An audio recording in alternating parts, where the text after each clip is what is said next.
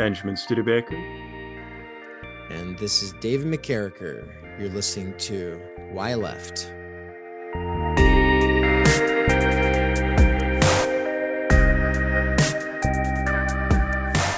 So today on Why Left, Dave wants to talk about dark and depressing subjects that I don't typically center on this podcast. Dark, depressing, and ultimately maybe a little too boring for the algorithm. Benjamin's seminar from Sunday was about this, right? Was about this topic of capital mobility in the 21st century and this sort of deadlock that we're in, which to even talk about either will put the person addicted to sensational culture war topics to sleep, or have them write us off, specifically him, since he's the one who's been talking about it. We'll have them write him off as an Americanist, imperialist, chauvinist, or on the other side, a globalist communist. And so, it's like a completely impossible thing to talk about, but for that reason, I feel like it's the most important thing to talk about. And I've got no problem if this doesn't game the algorithm. I just want to get people to really sit with, or potentially even take, what I've been calling the Benjamin Black pill. So, maybe you could lay it out for us in short form, and then I'll ask some dumb questions, perhaps, just to kind of spur you on to unpack some things. Because listening to your seminar, I think I understood for the first time a lot of the stuff that you're doing in both of your books. It came through a lot more clear now, but it's because there's just a lot of stuff when you try to think about the world as a whole, when you try to think about politics and economics. I don't know. It's not traditional Marxism. It's not the normal ways that people talk about economics. And so it was a bit over my head the first time reading you. And so I felt like a lot of the dots were connected at your seminar. And so who knows, maybe we can facilitate the process to make these books a lot more accessible to our Worker with Earbuds audience. Yeah, so the basic idea is that as it becomes easier to move money and then also physical infrastructure, things like factories, from place to place around the world, those who have the power to move things have more power and more leverage in negotiations with any entity that is immobile, that cannot move around easily. So what's the entity that's immobile, that can't move around easily? Territorial states.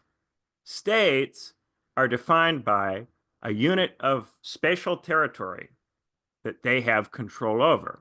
Within that spatial territory, they can do all kinds of stuff. They can have set taxes, they can set minimum wages, they can have all sorts of regulations, environmental regulations, safety regulations. They can demand that particular kinds of technology be implemented in particular fields.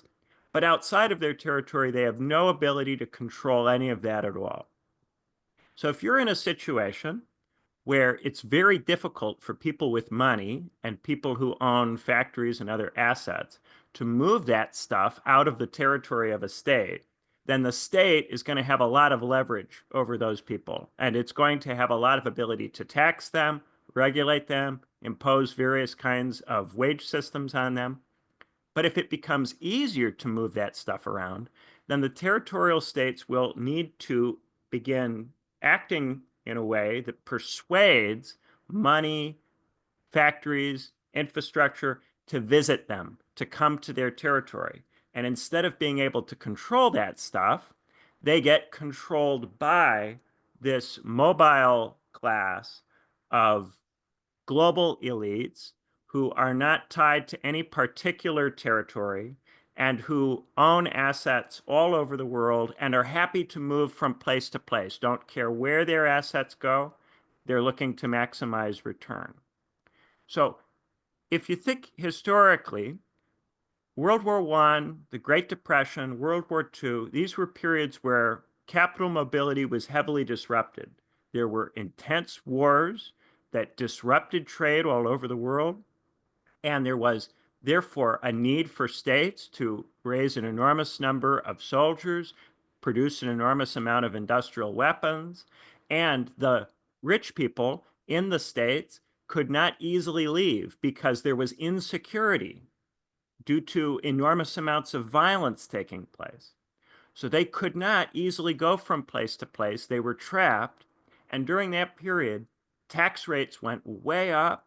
And if you look on, say, the World Inequality Database website, the percentage of assets owned by the very rich dropped substantially because they could not move the assets in response to pressure from the states.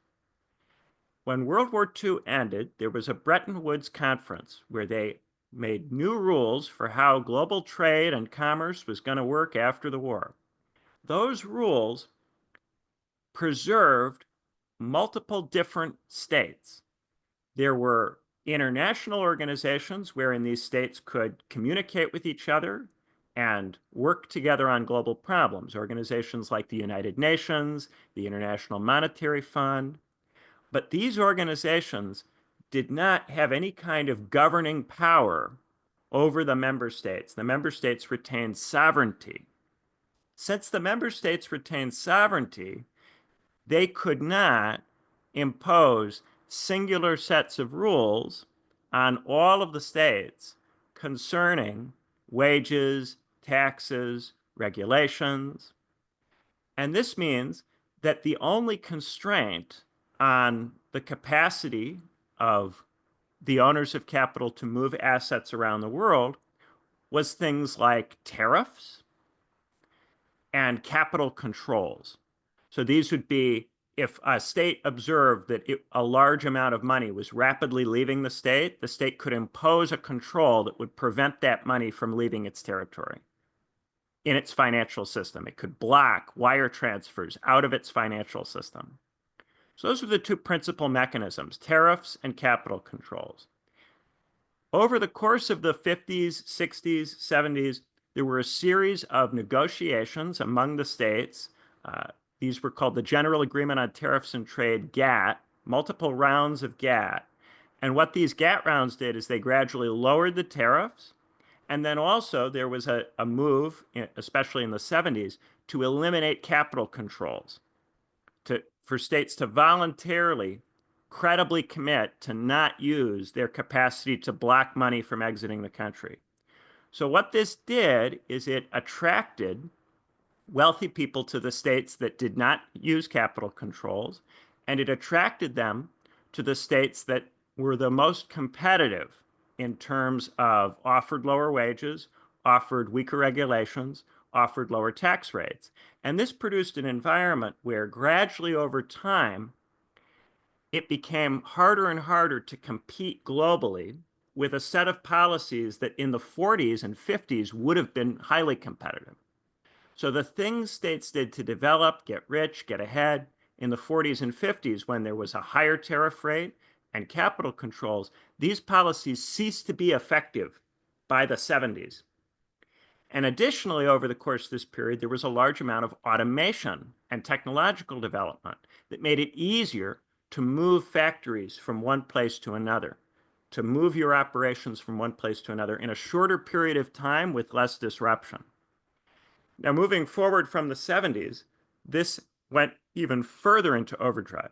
You had the creation of the WTO in the mid 80s, and you had an enormous amount of additional technological development that makes it even easier to move operations from place to place, to start up a factory in a relatively small unit of time. It still takes a while to start a factory up. It's not something you can do with the snap of your fingers, like moving money from one country to another. But compared to the 40s, it's much faster now. You don't need nearly as many workers to run a factory. You don't need nearly as much complicated, difficult infrastructure. It's much easier to do than it used to be. These factors have eroded the capacity of states to make independent policy. So even though the states retained sovereignty under the Bretton Woods system, their sovereignty actually contradicts itself because having multiple different states that can each make their own decisions produces a competitive dynamic unless there are rules that qualify that competition in some way. And so what this means is that the consequence of sovereignty is that all of the states must behave the same way.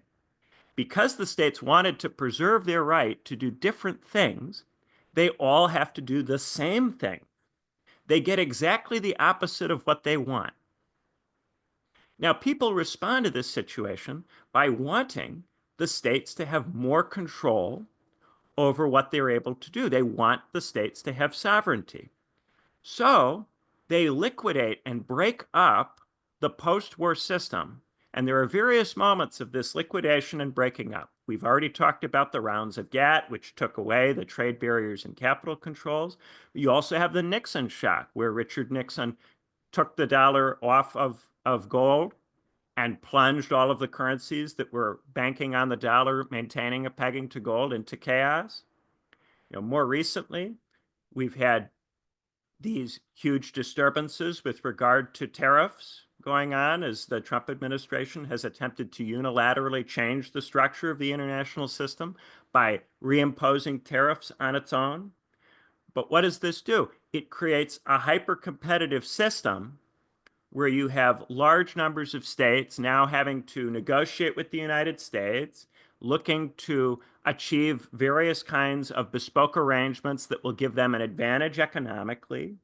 And the same competitive rules apply to all of the states in the game, which means that all of the states are under heavy incentives to adopt similar kinds of approaches and policy. And insofar as they try to go their own way, to differentiate, to do something else, they'll lose in the competitive game. They won't get the jobs, they won't get the business, they won't get the opportunities, therefore, to tax the economic activity, and therefore they'll struggle to sustain the social programs.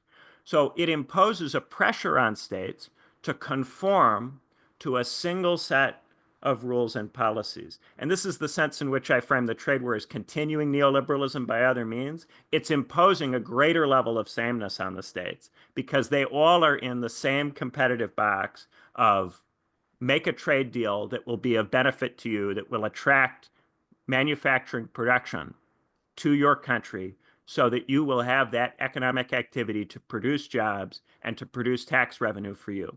And the same kinds of conditions that are good for factories in one place are good for factories in another place. So if you want factories, you have to produce the economic and political and social conditions that make rich people want to locate a factory in your country. Therefore, you have to act the same as every other state that's engaged in that same game. So what you would need to do to stop this is paradoxically unite a large number of different polities together under a single set of rules. You'd have to go beyond what the Bretton Woods system did and actually heavily limit the ability of states to deviate in certain important areas, things like taxes, wages, and regulation. If you did that, that would then free those particular polities up to differentiate because they would have enough revenue that they could then spend that revenue in different ways and produce different kinds of art, different kinds of scientific research, different kinds of culture. They could deploy that revenue to produce different kinds of opportunities and systems in entertainment, in media for people. But because we don't have any system like that, they end up all instead conforming to the same basic pattern. The thing is, because the post-war system has produced this lack of ability to differentiate, and it's associated with internationalism, there is no real interest in the part of most people in the kind of approach or strategy which would actually give them a real capacity to enact policy that would differentiate their country. And instead, people respond to this situation by demanding sovereignty and demanding that their country be plunged into an even more hyper-competitive environment than the one it's already in. And so what we are seeing is that the things that the states are doing to try to get out of this situation actually are sticking them deeper into it. plunging them further into it. A great example of this would be, for instance, the UK, which now that it's out of the European Union, is not part of a common group of states that are attempting to impose the same rules on different parts of the economy, has to desperately try to attract jobs and tax revenue by whatever means. So it will cut whatever trade deal the United States wants. It's first in line to do whatever the United States wants on trade because it has no leverage. It has no other set of states that it's able to cooperate with because its population compelled it to sever the other bloc that it used to trade with that gave it a counterbalance in its negotiations with the United States. So the things they did to strengthen it weakened it. And what this does over time is it builds more and more resentment. As people are not able to get the sovereignty that they think they want, they blame all the other countries around the world for the fact that they're not able to act, for the fact that their state is not able to differentiate. They blame everybody else all over the world.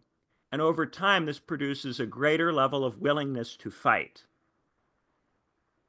not just economically, but potentially militarily. And so one of the things I'm concerned about is that this set of bilateral trade agreements that the Trump administration is trying to make, if the Trump administration is not successful in making agreements that really do change the way the global trade system works, what will the effect of its lack of success be? Ultimately, we'll end up with a trade system that doesn't look very different from the kind that existed before. And what will the lesson seem to be? The lesson will seem to be that you can't negotiate in good faith with countries like China, that you can't negotiate in good faith with the other countries of the world, and that therefore there's no kind of commercial diplomatic strategy that will get you the changes in the system that you'd like to see. And therefore, you need a more aggressive approach. And if you look at the Trump administration, the second one versus the first one, this is the lesson that was taken. The first Trump administration attempted to do some negotiations with China, but ultimately those negotiations did not produce the result that the Trump administration was looking for. If you go read a book by Robert Lighthizer, who was one of the trade envoys for the Trump administration, he feels that China behaved in a way that was not ultimately trustworthy. If you go listen to that Hillary Clinton clip that you found, Dave, that's such a wonderful clip. Hillary Clinton indicates that she doesn't think China is a trustworthy negotiating partner. So what do they do in the second Trump administration? They use a much more aggressive set of tactics to try to force China to agree to a different kind of deal. And if they don't ultimately get the kind of deal that they're looking for, maybe they'll patch it together and agree to some, it looks like they might be potentially agreeing to a deal that won't change very much ultimately. If that is the way it goes, what will happen in 5 years or 10 years the next time a president of the United States wants to try again to make the system work better for Americans? The next time that that happens, they'll be even more aggressive than this administration is being in all likelihood. And so I don't think that what the Trump administration is doing is likely to succeed because it's an escalation in the unilateral dynamic. But its lack of success will, instead of producing the kind of lesson people imagine, a return to some kind of multilateral or supranational approach, it will instead produce further anger, resentment, and escalation. And this means that I think in the kind of medium term, the longest term that I'm willing to make predictions about, which is 20 to 30 years from now, I think it's highly likely that after a series of escalating failed negotiations with China, we get some kind of rupture in the global trade system, which produces something like a new Cold War between the United States and China. And if that happens, then we will have Cold War style dynamics, competition among two different separate systems, each of the systems closed to the other, but internally a lot of mobility within each system, which is more or less how the world operated in the 50s, 60s, 70s, and 80s. And it's a world that is not very generative for the purposes of what we're looking to do because each of the two sides follows whatever strategy enables it to compete with the other side. And there's really no choice. You can't deviate very far from what that two-block competition dictates. And you're locked into that two block competition until one of the sides defeats the other, which in a Cold War with nuclear weapons typically takes the form of one of the states collapsing for internal reasons.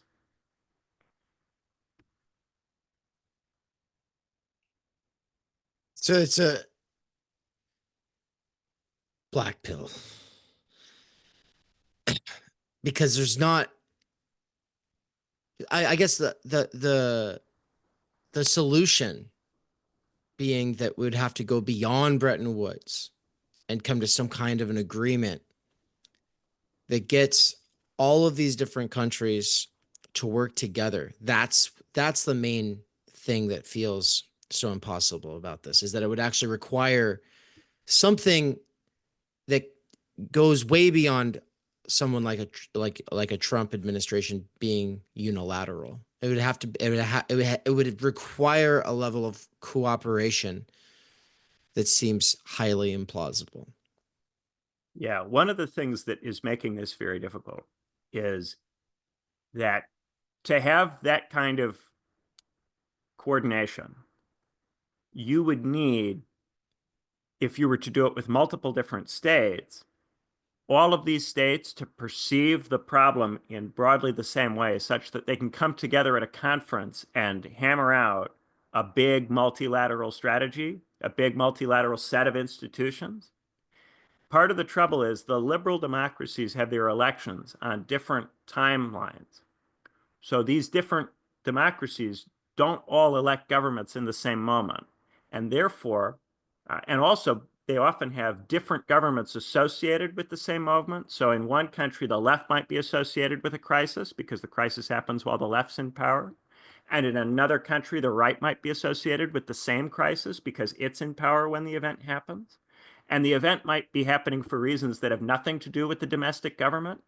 But in those two countries, the electorate learns the opposite lesson from the same moment, which is to elect the other side instead. And so oftentimes what you'll get is situations where you don't have enough governments that view the problem in the same way, such that they can negotiate some new arrangement. So when someone attempts to have some kind of multilateral conference, you don't get anywhere because you have too much disagreement among the states. And the more this persists, the more the public loses confidence in multilateral approaches, and the more the different leaders attempt more unilateral strategies, the less agreement there's likely to be among them if somebody tries a multilateral strategy of bringing them all together for some kind of conference. So the more the multilateral strategy fails, the harder it becomes to do it. And so you're in a self-reinforcing negative spiral. As regards something like a supranational approach, where you really do create some sort of global federal republic that would be able to impose a set of rules across the board, that was something that people weren't willing to do even at the end of World War II. Even after they had seen what the consequences were of having these multiple distinct nation states, the feeling at that time was that there was still too much difference between, say, the Soviet Union and the United States, or even between the United States and its European allies, to have that kind of system. And so while there were some arguments at the beginning of, in the run up to, and in the early years of the war that something like that was necessary, the people making those arguments were not able to persuade anybody who was in a position of power to ultimately take that up. And they weren't able to construct in society any kind of effective base for demanding of the people in power some kind of supranational federal system. What we instead got was two blocks with some international institutions, some of whom were parties, all of the states were parties to, like the UN, and then some of whom excluded some of the states while those states remained communist.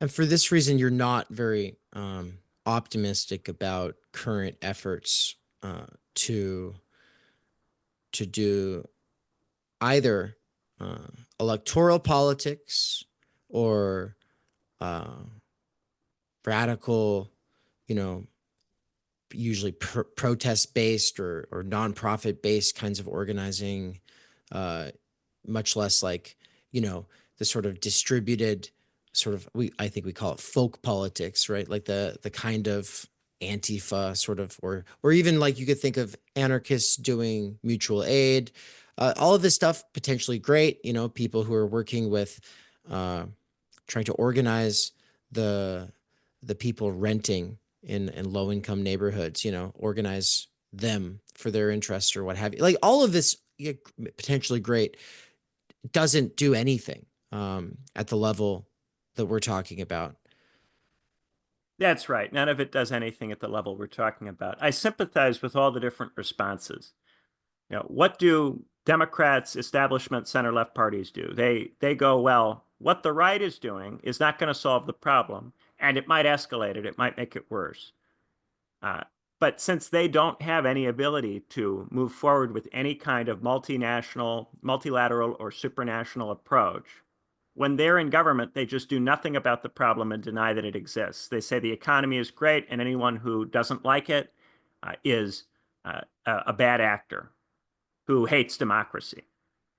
What does the right do? The right attempts various kinds of unilateral, sovereignty-oriented approaches that have not been successful and often produce a context in which there is a greater level of willingness than there was before to engage in dangerous behavior. So I understand the right going, they're not doing anything about it. We've got to do something. We can't tolerate or accept this situation. The right recognizes that there's a problem, but then is completely unable to respond to that problem in an effective way. And the center recognizes that what the right is doing is ineffective, but then buries its head in the sand with regard to the existence of the problem because it's unable to do anything that's effective, helpful, or useful, and tries to convince itself that the problem is not that severe and will go away on its own. So this puts you in a situation where you can't in good conscience support either of these things. All you can do is hope that maybe one of them is right and that I'm wrong. So I would love to be wrong about some part of this. I would love for it to be the case that you could do a bunch of tariffs and that this would actually produce different trade relationships that would make the world economy work better. That would be wonderful if it worked.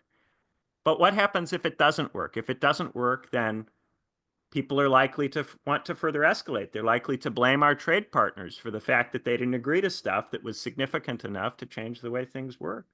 And I'd love for it to be the case that we're able to, be happy and be fully realized human beings and do everything we need to do in a world that is run this way. It would be great if we really could flourish as people and not feel resentment and all live up to our potential in liberal capitalism. But that isn't the reality. And so we deal with people who deny reality because they don't want to accept the black pill. And I understand why you wouldn't want to. It can be depressing and it can induce a kind of despair. But it's for this reason that I emphasize, there's a kind of positive despair where you recognize that the things that you've been trying to do are not working, are not going to work, and that frees you from doing those things. And then it may be difficult to decide what to do next, but at least you have an opportunity to think about something else to do. Whereas if you deny the despair, you just keep doing stuff that doesn't work and which often has negative effects that are not obvious to the people involved. Or conversely, you start blaming yourself for the fact that it doesn't work. It can't be your fault as a specific individual or a small organization, body of people, that we have this kind of big, complex global problem. You can't be beating yourself up over it all the time. It's not fair. And it's incredibly prideful to imagine that this big global problem would be there to be solved by you if only you were a little bit better. It's a ridiculous thing to claim about yourself. But many people, when they encounter this kind of argument, become self-hating or they become human being hating in response to it. And then they start engaging in forms of behavior that are very unhealthy for them. But you can't get mad at everybody about this. It's an incredibly difficult thing. We're, wise apes It's a very difficult thing to try to coordinate us in such a way that we overcome this problem without a war. Historically, we would have just fought wars in these kinds of situations. And the reason that people fight wars is that we aren't able, in many cases, to come up with a way of coordinating ourselves that is effective at solving our problem without resorting to that. It's very difficult to avoid war. War is not something that just begins because people are bad and they are evil. War happens because of complicated problems that people can't figure out how to solve. And this is what is tragic about war.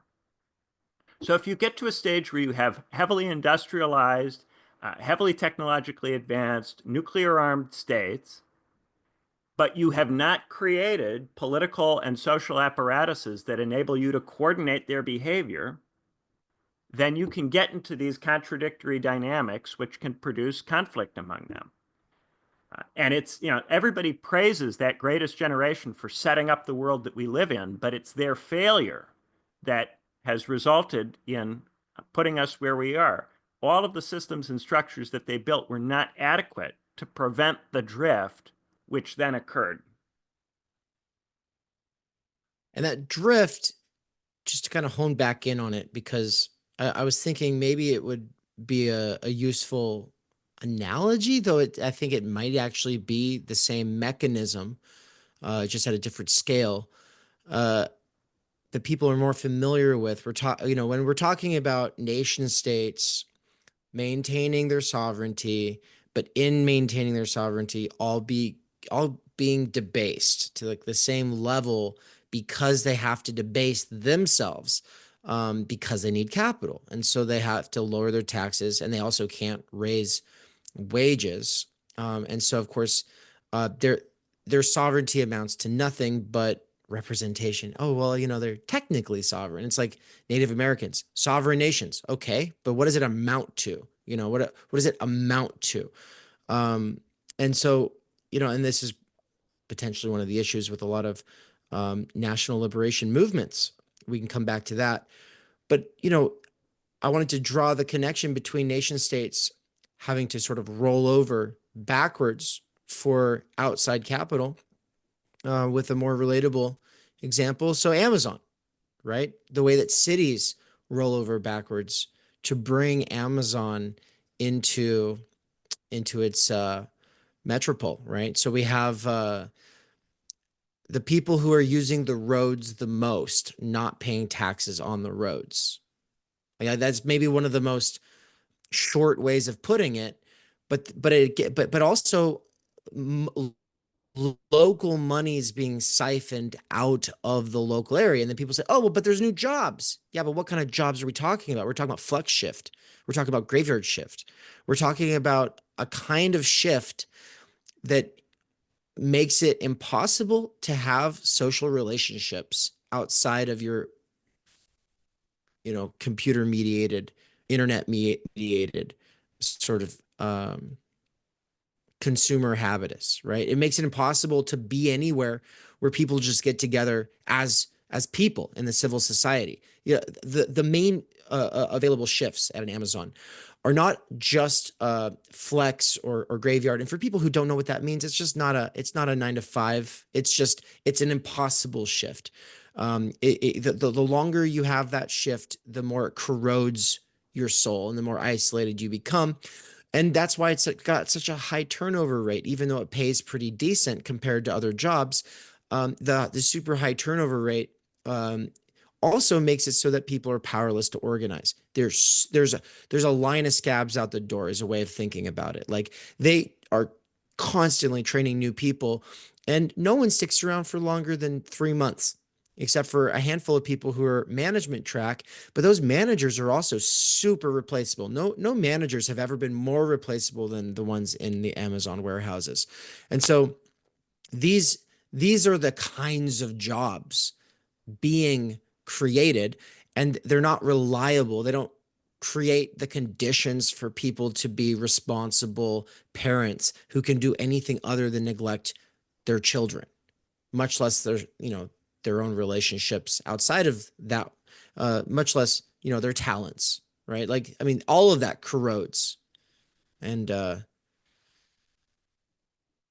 these are the jobs. I mean, whenever politicians start talking about jobs, they're trying to bend over backwards to make it so that, I don't know, fracking or Amazon or whatever is able to get its way. The kinds of jobs are these short-term, super precarious, gigafied jobs. Yeah. Yeah, and there's no ability on the part of the states to demand that the jobs be better, because as soon as they do, then these companies have plenty of reason to go, well, why not locate somewhere else? And that can occur internationally. It can also occur internally within a country. Amazon warehouses have to be located in the United States. They can't be located anywhere in the world because you actually have to get the stuff in proximity to the people who are consuming. So there is some constraint on where Amazon warehouses can go. Nevertheless, there's still an enormous amount of competition among states and among localities, municipal governments, for those Amazon warehouse facilities. And so, even though Amazon warehouses have to be in the United States, there's enough mobility internally within the United States to produce an incentive environment which allows those jobs to be poor. And you can imagine how much worse that is in industries that can locate outside of the United States, have the option to be in the developing world, in places where there's almost no real serious kind of control on the conditions. In those industries, if you as an American demand any kind of quality of job, it's gone. And not just in mobile sectors, but also in sectors where there is more, say, arable farmland than needs to be farmed at any given point. So if you demand a higher standard of living for agricultural workers, they have the option of going, okay, let's just not use that farmland in that particular place. Let's go farm somewhere else. And this was a problem for years in African states that tried to use agricultural production to develop and get a foothold. As soon as they would try to use agricultural production to raise living standards or conditions in Africa, there would be no interest in buying the African produce, and those farms would go bust. And this was also facilitated by subsidies in some states that tried to keep artificially costs down in those states. But you also see this with mining operations. You see this with a lot of different in a lot of different kinds of fields. Right. So it's going to happen in more traditional fields, mining, agriculture, etc. And then I was also going to bring in, because I think that it's quite possible that a person hears all that and goes, well, with the Amazon stuff, I don't have to work there. And, it sucks to suck, but there is a way that you can kind of just be like, well, brings in cheap goods, and, people will realize they don't like that job. And hey, worst case scenario, they can listen to the Theory Underground with their earbuds for a while, and then they'll go get a life elsewhere. It's okay. It's not the worst thing ever. Uh, I want to say though, a lot of the fights aren't just to bring in Amazon warehouses. A lot of the competition between these cities can also be about bringing in server farms. In which case, it's like, well, that's something that everybody in the country benefits from in a sort of sense as consumers, but the local area is not going to benefit from at all, right? Like we're talking about, I'm thinking about like Kuna, Idaho. I think it has a Facebook server farm, right? Well, they should be living like kings out there then, right? And this is like a podunk town. Why is that server farm out there? Well, it's because they basically just get to take advantage of that local populace.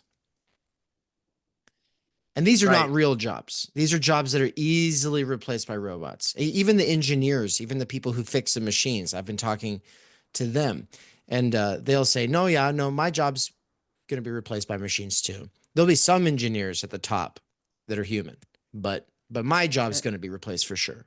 And then these states and localities don't have the money to pay their teachers, so the quality of the schools deteriorates, and yet you have parents who don't have the time to homeschool. So you get into, or they don't have the money to send their kids to parochial schools. So this produces over time a degradation of the public. It has a lot of adverse effects. And as the public is degraded, its willingness to entertain more aggressive kinds of strategies for getting itself out of its increasingly miserable situation increases. So you could bury your head in the sand about this, which is what the centrist establishment typically does. It will go, isn't it great that the goods are cheap? And who cares about all of the externalities? But gradually over time, things get worse. And then you have all of these NGOs trying to revitalize the inner cities, people trying to gentrify these places and paper over in various ways and kick to other parts of the country, through the prettying up of the sidewalks and the fixing up of the storefronts. Um, a kind of continuous game of hot potato with the consequences of it. Uh, but we can't run away from those consequences at scale. It might be possible for your local area or local community to push out the people who are most negatively affected by all of this for some period of time. But what happens? You get, Donald Trump. You get eventually some kind of public response that will look to generate some sort of solution at whatever ultimate price. And those NGOs are basically the cleanup crew coming in behind this mobile capital, this hot potato. Trying in some way in specific areas where there's enough demand that it be done to make these areas hospitable to the more affluent people who still remain. And you see Right. this especially with in recent years with major cities, particularly major cities located in regions that have a nice climate. Wealthy people have tried to clean these places up so that they can move in. They don't want to have to live outside of, say, the Southern California, LA area. Why is it that they should tolerate poor, unhappy, miserable people living in Southern California enjoying that nice weather? Shouldn't all of that property be theirs? And therefore inject a bunch of investment into the region. But ultimately, what do they do? They drive out the local population. And this is usually talked about as gentrification, right? Right. Now, I want to talk about cataracts and monsters. And at the same time, I do want to leave plenty for people just to know, look, there you can go much deeper into all of this. There's obviously Benjamin's books, as well as, which, by the way, he's openly said you can pirate those if you feel like the cost is too high. It's not, I it's can't not a I big can't deal. say that. I can't say that. Right. No, I'm Can't sorry. say I didn't that. mean to put words in your mouth. He would never say that.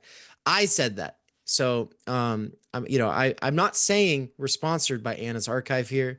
I'm not saying that we endorse Anna's Archive, but it's the best website on the internet for people who do those kinds of things, but don't break the law. With all that said, um, yeah, maybe we should just edit that part out. Anyway, Yeah, uh, don't break the law. yeah. But with all that said, I do want to touch briefly on this metaphor that you use. There's two.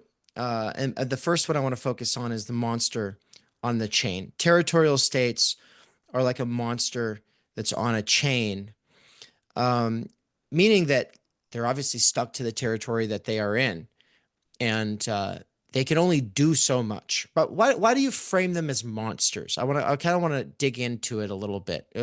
What does that mean?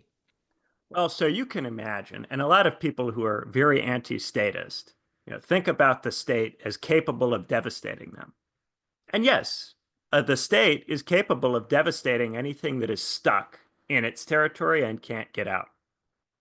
The state can absolutely mess up and kill, imprison, destroy, uh, possess anything that is in its territory and can't get out. It's legitimately a scary thing. If you are in a context where you're stuck in a state, you have no capacity to leave, and you're entirely subject to whatever it does. I'm acknowledging that side of it in describing it as a monster tied to a post. However, if you do have the ability to move in and out of the monster's territory very quickly before the monster can get at you, and the monster needs to get you occasionally to be able to eat, then what happens over time is that the monster becomes weaker. It loses muscle mass. It becomes desperate. It's not able to eat enough. It becomes weaker. And so this terrible monster becomes something you'd almost pity. And so what happens is that as these very wealthy people become more and more able to move money around, the monster becomes something that you become concerned about almost. What's going to happen to the monster? And what happens to the people who are stuck in the monster's territory, who their whole relationship to the monster is begging it to do stuff for them? Their whole relationship to the monster is asking it for help. If the monster becomes unable to do anything, sure, the monster terrifies them, the monster scares them, they're stuck with this monster. But if the monster gets weaker and weaker and weaker and weaker, because all of this stuff is dancing in and out of its territory, at a certain point, this is going to cause trouble even for the people who are scared of the monster. Right. Because it's not like you can just by taking on some of the things that the monster used to do, make this money, make these jobs and this investment come and visit you. You can make yourself into a monster if you want and replace the monster with something new. But if you're still tied to a post, if you're still stuck in the territory, you're going to have all the same problems that the monster has. Ultimately, you have to find a way to get control of these flows so that you can eat from them. And this is where cataracts come in. The concept of a cataract, it comes from the Nile River. The Nile River has these cataracts on it where the level of the water becomes lower and you get these rapids. So if a navy in ancient Egypt is trying to sail up and down the Nile, when it comes to one of these cataracts, it has to stop, get the boats out of the water, go around the cataract, and this produces a choke point, a moment of vulnerability. So control over the cataracts is very important in Egyptian history because if you control a cataract, then no one can very rapidly invade your part of the Nile Basin. They'll have to displace you from that cataract to get that done. So how could we create cataracts? Well, cataracts would seem to me to have to be mechanisms for imposing uniform rules. Uniform tax rates, uniform wages in particular sectors. I wouldn't say one single minimum wage across the board. There's too much diversity in terms of sectors and in terms of what specific economies in different parts of the world can bear. But in particular sectors, particularly highly tradable sectors where there's a lot of mobility, it's easy for the work to be done almost anywhere. A relatively high minimum wage in those sectors.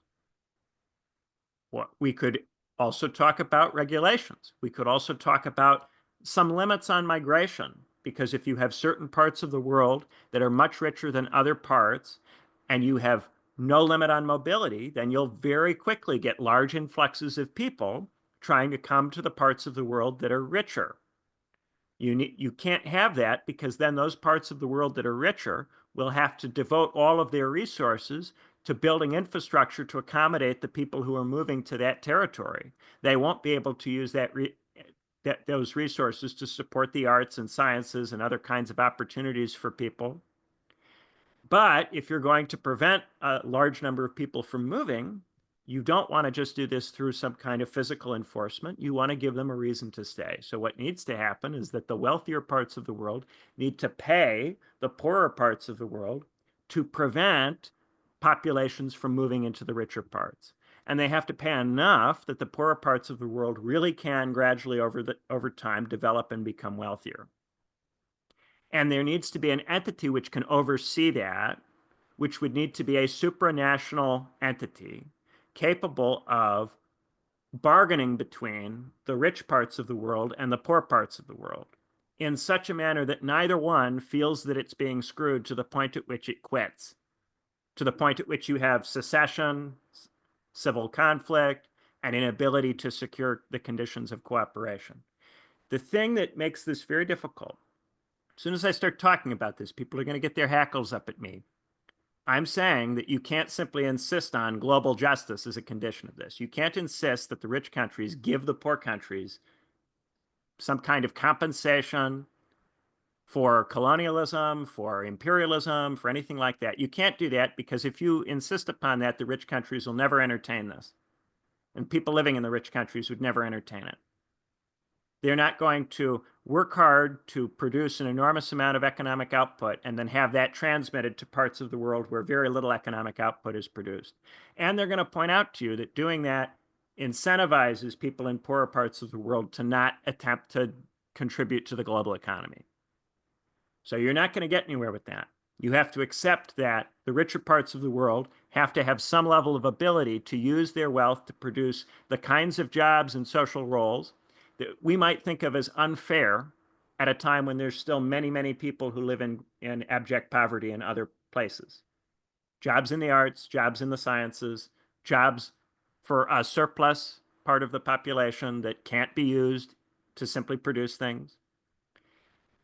At the same time, you have to have a sufficient transfer so that the poorer parts of the world are able to produce reasons for people to stay, to not leave, and to have the capacity to prevent overly large numbers of people from going.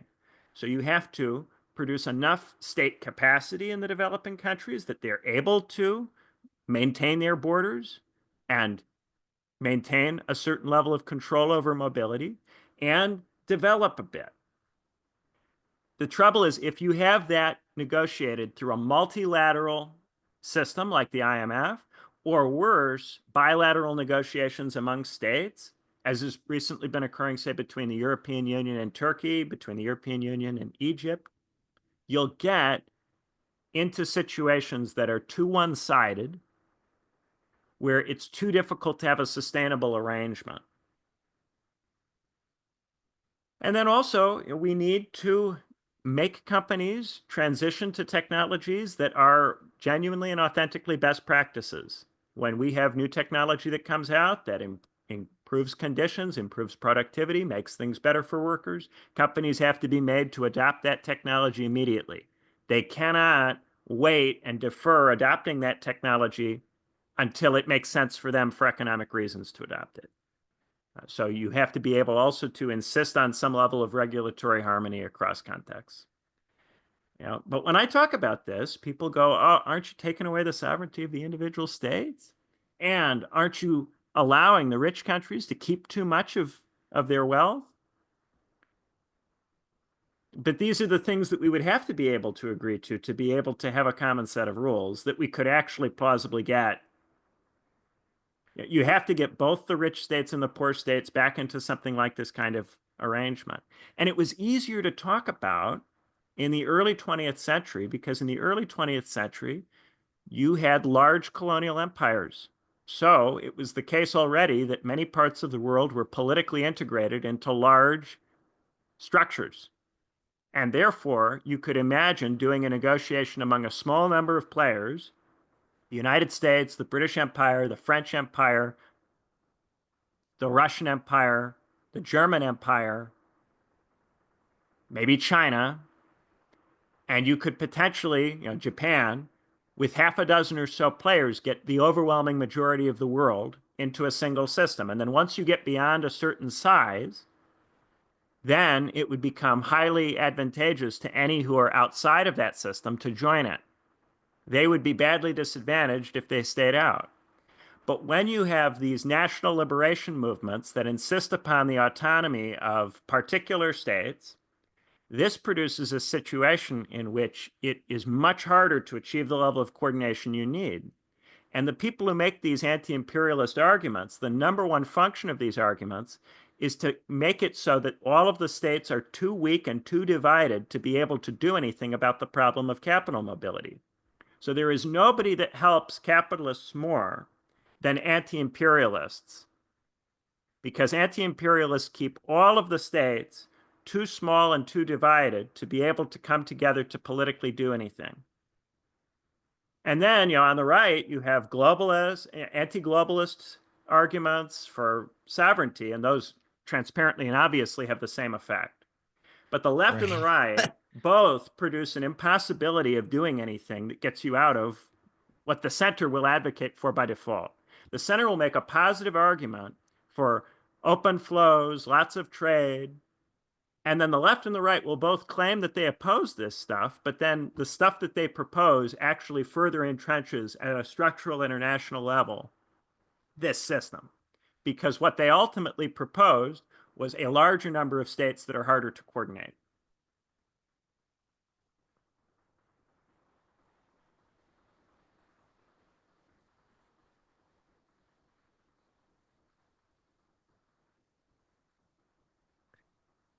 Now, I don't think you've emphasized as much in this episode as you were able to get into with the seminar, and maybe we could just touch on it briefly.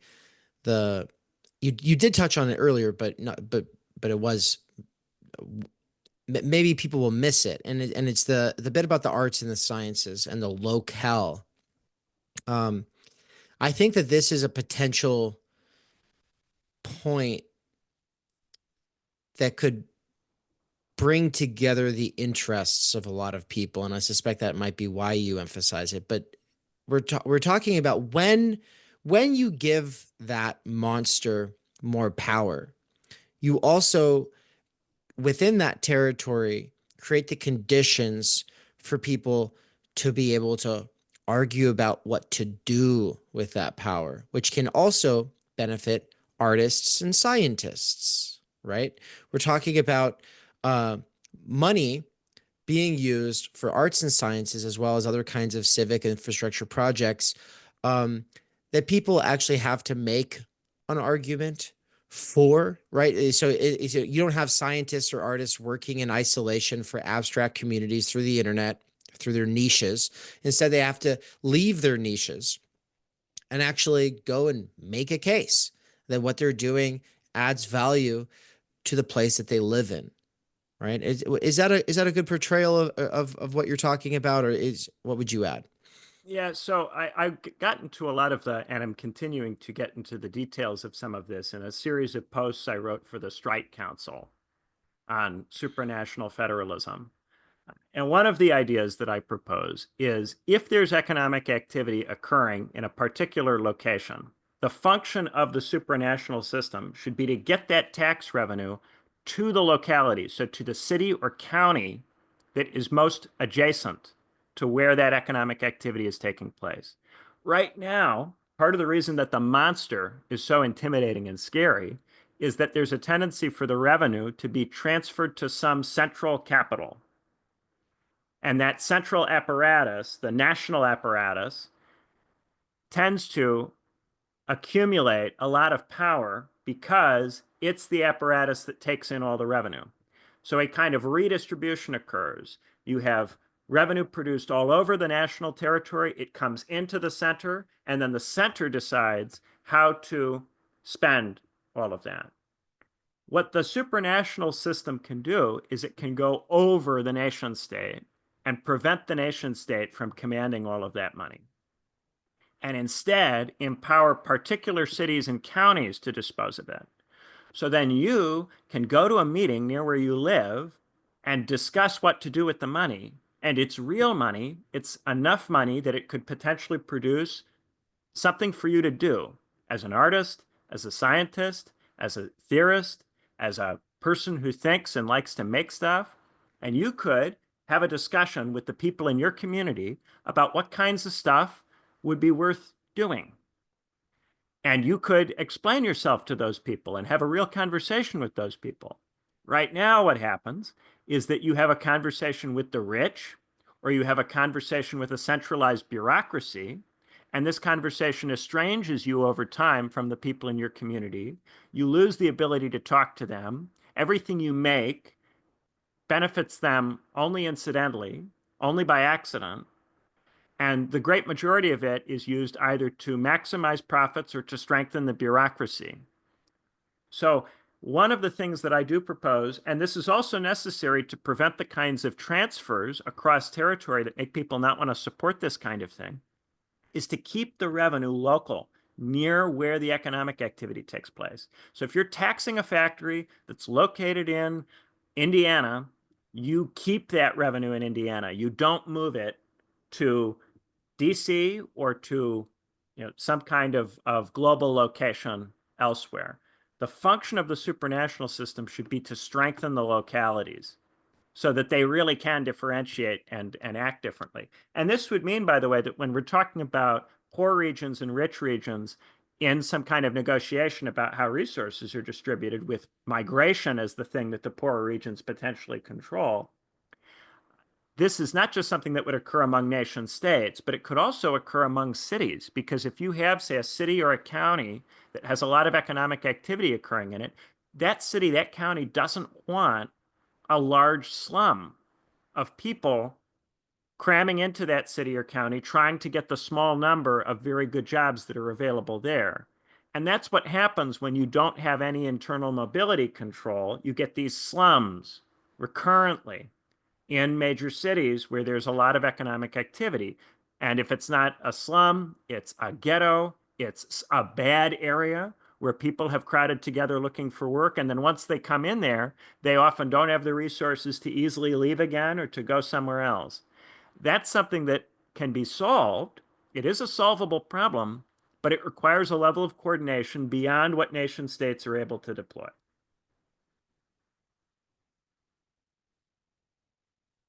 I think one of the major tensions that I'm thinking about here is about the need to adopt tech at the same time that we want to strengthen the locality's ability to choose which kinds of arts and science it's funding. And I guess part of the issue here, well, what makes it feel like a tension then, is that we're moving into a really scary time where tech means bioengineering, right? So like the idea that we would have to adopt tech. Already it is true. We already have to adopt tech. And so I'm not saying we already don't have to adopt tech. But what about when they want to put the smartphone chip in your head, right? Like that kind of thing is going to be the obvious concern that people will bring Yeah. up. So when I'm talking about that, I'm talking about best practices in industry. Say in an industry, they come up with a better kind of valve that improves efficiency, but to install this valve, you would have to briefly shut down your factory and there would be a loss of money. So even though the valve is of great benefit, any individual factory that shuts down, that decides unilaterally to do that, puts itself at a disadvantage relative to the other factories that continue to use the old valve. And maybe the efficiency savings are not quite great enough to make that obviously the right thing for that factory to do. If you have a coordinated regulatory policy that rolls out these valves across the entire system, then you'll get the adoption of the new valve technology much faster than you otherwise would. So this is a case where you're talking about best practices, and Okay. there would need to be a case politically that some new technology really does represent, in that sense, a best practice. Now, of course, this would be something that people would have disputes about, and there would be cases where people would try to persuade you that something was a best practice where it's not. But if we have good political institutions, then it should be possible to have real discussions about these things. The trouble comes when we don't have any political institution that enables us to discuss all of this, and then Right. competitive pressures inflict various kinds of technology on us, even when they're not best practices, even when they're not in our interests at all, where we feel we have to Right. use this technology to compete, which is what the students are dealing with the LLMs in the classroom. They feel if they don't use the LLM, they won't get a good grade. They have to get a good grade to compete for a job. Therefore, they have to use the LLM, even if that means they don't get the education that they paid for. Right. There, a competitive dynamic forces everybody to use a bad kind of technology that if you had political coordinating capacity, you could prevent. Right. Yeah. This nobody asked for this sort of meme that I think we feel more and more all the time. With smartphones, most of the stuff that come with the smartphones, nobody asked for this. Most of the stuff that comes with the LLMs or AI, nobody asked for this. It is being inflicted on us. And you think about, kids having to do classes from home, laying in bed with their cameras off while playing video games, while their teachers had their cameras off and they were all using AI. Like that was going on for COVID. I've had so many students talk about that in the finals that I was just grading over the last week. So many of them, because I had them do some socioanalysis. You know, I said apply these concepts to your life. Think about the fields that you've been in, and think about how this has formed you, and the kinds of habits you've acquired. And so I'm having them think about these things, and I'm ultimately hoping they take it back to the relations and mode of production as well, because that's kind of what I was trying to do with the class. But and there are various ways they get personal about the schooling system. And COVID is like this unifier for all of them. And so they're all talking about it. And I'm just like, what oversight was there? Like, what adults in the room, anywhere in the world, could have possibly had a conversation? And at the end of that conversation, there was enough agreement that that was the right way to do schooling. Like, wouldn't Yeah, it have that been better just to just say, "Hey, kids, stay home, play video games"? That would have been better than what happened. well, that would have at least been admitting the consequences of it. Uh, but yes, that was another case where you had different states adopting different policies on different timelines based on particular judgments, and the effect of this was to produce a weird competitive environment with regard to investment, where, well, you better keep your stuff open because if you don't keep your stuff open, then maybe people will move to the places where stuff is kept open. And conversely, you better close your stuff in certain sectors because you can't rely on any kind of control with regard to movement. Now, you can't actually protect your elderly without disabling the movement of huge parts of your population because you don't have a coordinating mechanism for simply making it the case that your elderly are sectioned off from this stuff. So because you're not able to protect one part of your population, you end up making sweeping interventions all over the place nationally because you have no ability to be specific. Yeah. And this also happens with our minimum wage. We don't have sectoral minimum wages. We don't have minimum wages that are sensitive to context. So then people are able to oppose the minimum wage as a policy device because they go, well, it's too sweeping. It's across the board. Well, sure. Right. But one of the ways that you deal with that is by having more specific rules for particular contexts. We're very bad at, in real time, adopting specific context sensitive rules. And we're also very bad at any kind of global coordination. One of the major reasons that we dealt with so much inflation is that the United States opened while China remained closed. And that keeping the United States open prevented a lot of jobs in China from otherwise disappearing because since there was still American demand for what was being produced in China, even though many Chinese consumers were staying home and were consuming much less than usual, a lot of economic activity in China was able to persist even amidst a lot of closures. So it produced a strange situation in which both of those economies had policies that could not have been sustained independently of each other, but also heavily contradicted one another.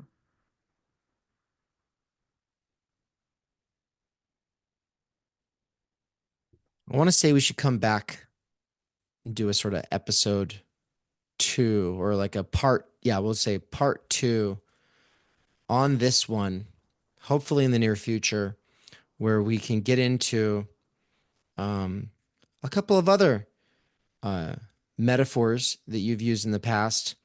I want to talk about how the multi-headed hydra relates. I want to talk about your bird analogy, and I want to talk about how this all relates to the PCFM and everything I've been saying about the dictatorship of the proletariat not being the useful organizing principle. Um, I'd like to do a part 2 where we get to dig into all that, because capital mobility, in all the ways that you're talking about it, relates to at least 2, probably 3, maybe more, of the major 5 factors of the fundamental changes in the um, context, the historical context that we're now in, right? Like that, when I'm talking about these fundamental changes, um, that took us from where the feasibility of that 2-class model to where we are now at in the PCFM. The capital mobility scheme is really useful here. And I want to cut it off here because I want people to take the first dose of the black pill and sit with it on these terms. If you guys want to go deeper, there's the seminar session where Benjamin unpacks this, and then he'll be doing a reverse seminar later this month, which is where you could actually engage in the discourse on this, as well as ask him anything else that you want to. It's just part of what we do here. But then I want to come back, after that reverse seminar for the part 2, and tie it into everything else. But for now, let's close this one out. Anything else you want to touch on our way out of here? I appreciate people sitting through talking about trade and supranationalism and multilateralism and complex structural systemic IR. It's a heavy subject, and it's not something that people do very well on YouTube. So anybody who's still here, thanks for sticking it out.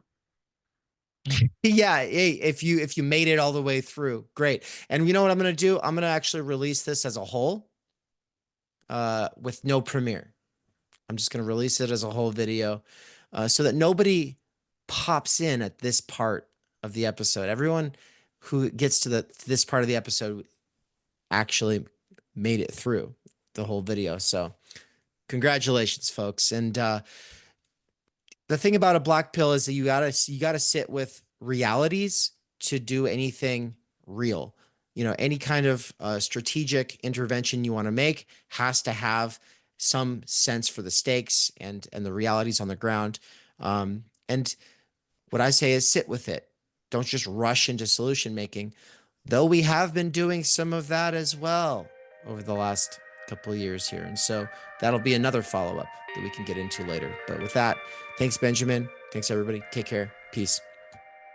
Subscribers get access to all past courses at Theory Underground, from Chris Catrone to Michael Downs, as well as ongoing courses taught by David McKerracher, Benjamin Studebaker, and Nina Power. Subscribers also get access to monthly research seminars, and the higher tiers of involvement unlock discussions and one-on-one small group tutelage. A one-off course here or there is one thing, but Theory Underground is a school of thought, and it has research in motion.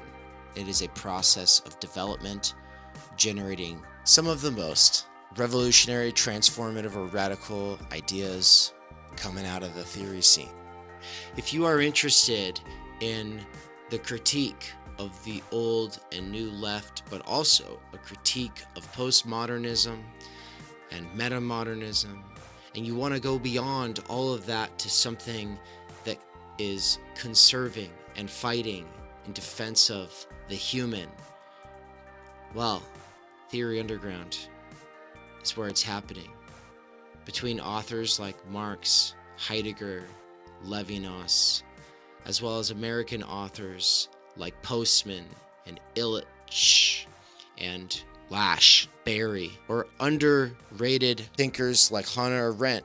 What we do is draw off of the history of philosophy, of political theory, of philosophy of nature, all the way up to the current contemporary debates or fundamental divisions within the theory scene between the Ljubljana School and the CCRU, Žižek and Land, and we say, no, we are here to stand up for the human, to defend meaning in the face of impossible odds.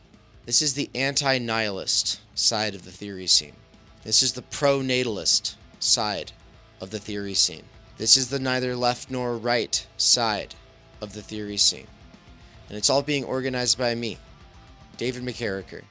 I built this because there's nowhere else on the internet to get what I need, and there's other people who magically get something out of that as well, and they are making this possible right now by subscribing.